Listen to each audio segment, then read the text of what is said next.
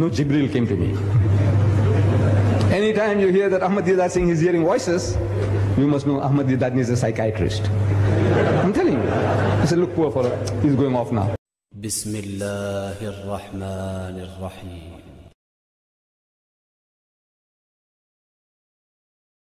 السلام علیکم دوستان عزیز به چینل یوتیوب اسلام تاک افغانستان خوش آمدید. با امید صحتمندی و سلامتی هر یک شما. الحمدلله که بعد از مدت طولانی با ترجمه یکی از بهترین ویدیوهای شیخ احمد دیدات در خدمت شما قرار گرفتیم. تا جایی که شما ویدیوهای شیخ احمد دیدات دیدین که اونا در مقابل سوالهای چالشی جوابهای چالشی هم میتن. پس این بار باز هم با یک سوال بسیار پرچالش و بسیار مشکل روبرو شد. بیاین ببینیم که چی سوال بوده و شیخ احمد دیدات به این سوال چگونه یک پاسخ جالب گفته. اما در نخست اگر تا حالی چینل را سابسکرایب نکردین لطفا سابسکرایب کنین و همچنان دکمه لایک و زنگوله را هم فشار بدین و به خاطر کسب ثواب شما میتونید که ویدیوهای ما را در فیسبوک هایتان شریک ساخته و در صدقه جاریه با ما یک جا شریک شوین. در این ویدیو شیخ احمد دیدات در مورد گناه حرف میزنه که ادامهش با هم میشنویم. ما در مورد گناه کردن حرف میزدم. این که گناه اتهام شخصی است و به ارث نمیرسه. در اسلام همین گونه گفته شده. پس هر کودکی که متولد میشه مسلمان است و اگر این کودک قبل از رسیدن به سن بلوغی یعنی به سنی که خوبی را از بدی تشخیص کرده بتونه قبل از این سن اگر این کودک بمیره او وارد بهشت میشه. حتی اگر خانوادهش هندو باشه، یهودی باشه، کافر باشه، هر چی باشه. Of a Hindu, a Jew or an atheist, that child goes to heaven. Every child is a Muslim. این کودک وارد بهشت میشه. پس تمام کودکایی که به دنیا میآیند اونا مسلمان هستند. و زمانی که اینا به سن بلوغیت میرسن هر آن عمل را که انجام میتن خودشان مسئول اعمال خودشان میباشند. پس گناه به ارث نمیرسه. گناه چیزی است که خود انسان انجام میده. به طور خلاصه از نظر اسلام گناه ارثی نیست، به ارث نمیرسه، بلکه چیزی است که خود شخص انجام میده. مسیحیان به این باور هستند که گناه به ارث میرسه، اما ما میگوییم نه، به ارث نمیرسه. Say it's inherited, we say it is not inherited. So question time. These are all missionaries, Christian missionaries. They're trained. So one guy stands up and says, Mr. Deedat, وقت پرسش سوال رسید همه مسیحیان اونجا بودن، دعوتگرای مسیحی، مربیانشان. یکی از اونا استاده شده و پرسید که آقای دیدات حتی اگر این کودک از طریق غیر ازدواج متولد شده باشه یعنی مرد و زن با هم زنا کردند و بدون ازدواج همبستر شدند و فرزند نامشروع یا فرزند حرامی به دنیا آوردند، پس اگر این فرزند یک فرزند نامشروع باشه در این صورت چی؟ شیخ احمد دیدات در جواب میگه که بله، حتی اگر کودک غیر شرعی هم باشد این کودک هیچ گناهی نداره. اگر قانون باشه باید زن و مرد به خاطر انجام زنا مجازات کنند، اما این کودک بیگناه است. تو نمیتونی که از گلوی کودک گرفته او را خفه کنی که او یک فرزند نامشروع به دنیا آمده. آیا این کار کرده میتونی؟ نه، هرگز نه. گناه این کودک خو نیست، او بیگناه است، او مقصر نیست. همین جواب سوالش بود. that's the answer. So the guy stands up again and says, Mr. Deedat, how can anything good come out of evil? Adultery is evil.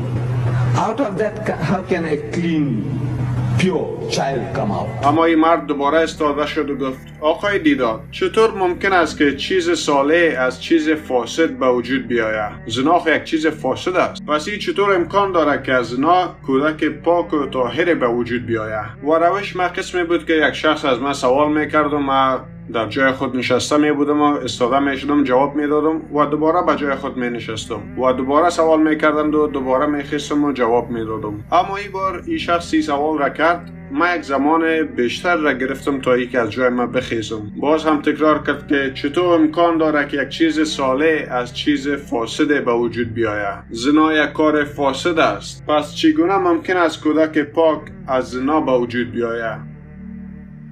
با خاطر استاد شدن ما زمان زیاد را سپری کردم، با وجود که فقط چند ثانیه بود، اما این زمان برای ما بسیار طولانی گذشت.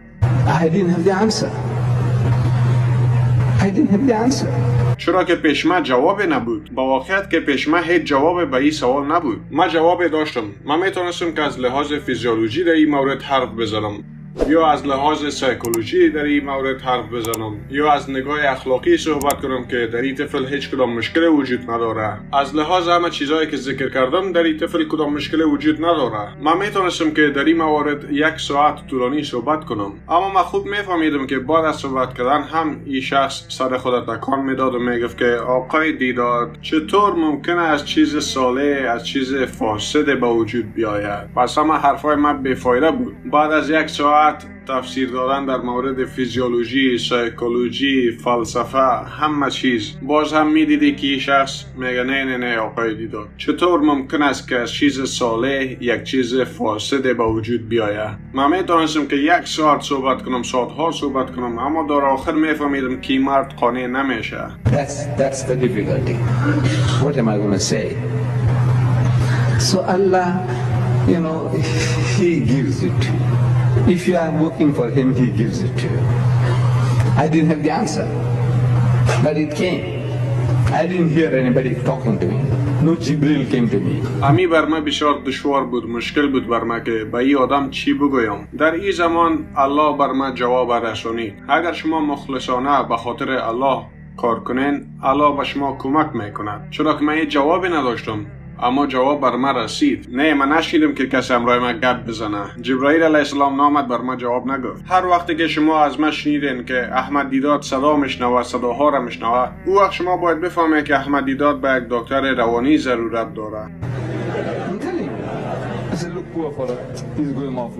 یا تصور کنین که احمد دیداد از مواد مخدر استفاده میکنه و حرفای الا و بالی میگه. تنها صدایی را که من میشنوم اون صدای شماست. صدای شماست که در اینجا همراه من حرف میزنید. من دیگه هیچ کدام صدای دیگر را نمیشنوم. صدای دیگر را شنیده نمیتونم. پس در این زمان من استاده شدم و در مورد خوردن سیب گپ زدم. خوردن سیب. برشان گفتم که خوردن سیب در بهشت یک گناه بزرگ بود. به اساس گفته شما خوردن سیب یک گناه بسیار بزرگ بوده و به همین سبب آدم و حوا از بهشت خارج شدند. اونا گفتن بله درست است، اما با مخالف این عمل کشتن فرزند الله که در بیلیون ها سال فقط 1 فرزند به دنیا آورد و او فرزندش شما کشتین. این یکی از بزرگترین و زشترین جرمی است که شما تصور کنین. بزرگترین گناه این است که یگانه فرزند الله را بکشین. فرزندی که در طی میلیاردها سال فقط 1 فرزند متولد کرد و شما او را به قتل رساندین. اگر این کار با خوردن سیب مقایسه کنین، او چی گناهی است دیگه؟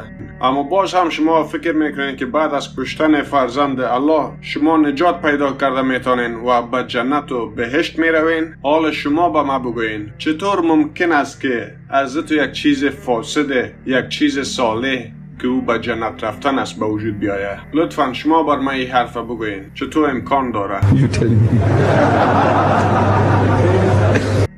اگر خوردن سیب یک گناه بزرگ است، پس تصور کنه که کشتن فرزند خدا چطور یک گناه است و بعد از اینکه فرزند خدا را کشتین شما میگین که راه نجات پیدا میکنین و این تنها راهی است که شما به بهشت میرین، چرا که شما به این عقیده هستین که اونا به صلیب آویخته شدن تا به خاطر گناههای شما بمیرن و شما بتونید به بهشت برین. پس چطور ممکن است که از چیز صالح رفتن به جنت از جنایت همچون قتل به وجود بیاید؟ تمام، خلاص، جوابش تمام شد.